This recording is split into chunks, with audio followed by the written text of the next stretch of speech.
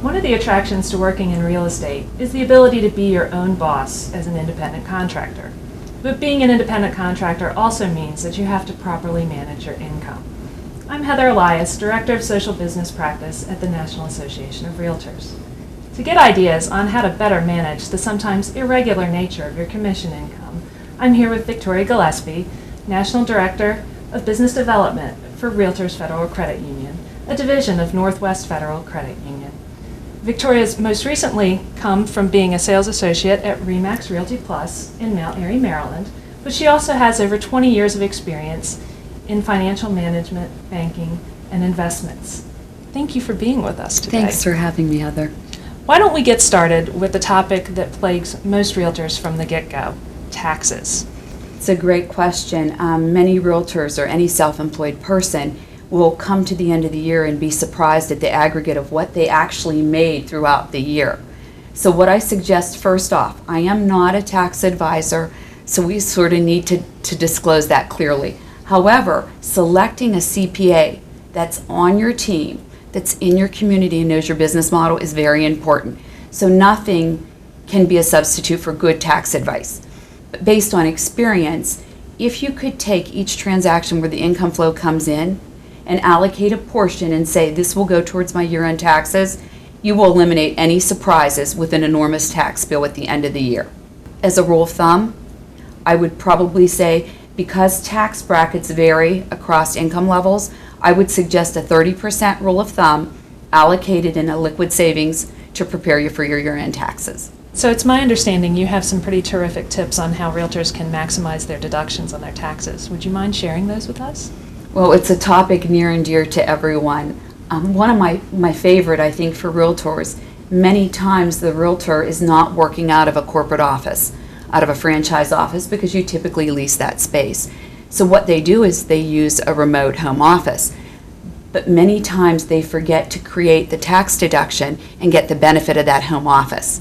So what I suggest is figure out ballpark how many square feet you're using to operate your business each day, and then take that percentage and apply it to your living expenses so that your utilities, if it's a mortgage, whatever the cost may be, you allocate the percentage proportionate to what your office space takes up. So that's a big one. Number two, realtors track mileage and gas and fuel, and that becomes labor intensive.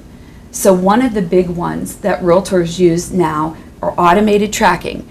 Two of the big ones in the industry now are MileBug and Speed Tracker, and you enter in your starting point, city and mileage, and then you close out at the end of your destination. But it helps have a place for stops and incremental visits to other businesses and gasoline and fuel, and it's all in one consolidated report that you can prepare at tax season. So that's a great one. As a credit union and a prior banker, record keeping is near and dear to me. I mean, it's not a fun topic, but probably the number one reason people don't benefit from deductions is because they don't keep adequate records. So what I suggest is in your mind, and you say, should I keep this, should I not?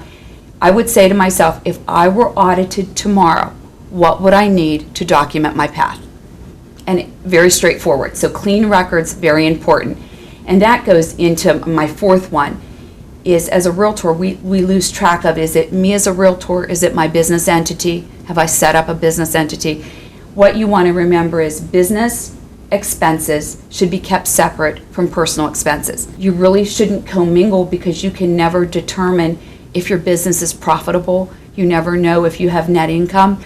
So I suggest a separate operating checking account for the business and then your personal, and then don't commingle the expenses. Keep clean records with business coming out of your business checking, personal coming out of your personal checking. The final two, and they're actually fairly large, but individual retirement accounts create tax-deferred savings. So if realtors are proactive in putting away for their retirement years, they can then take advantage of those deductions in the current year. So retirement planning is critical, and because they likely don't have a 401k or company-sponsored plan, being self-employed, this should be real high up on their priority list. The final one is many times people won't want to pay a tax advisor. And just like you pay your doctor, you pay your attorney, I'm a firm believer, you pay your CPA. That is actually one of my favorite checks to write, because they can help me minimize my taxable income. So to me, I get a return on that every time. So I would suggest that they be committed to paying a tax advisor, know that's part of the business model, and to feel comfortable that that's a necessity to operate a business.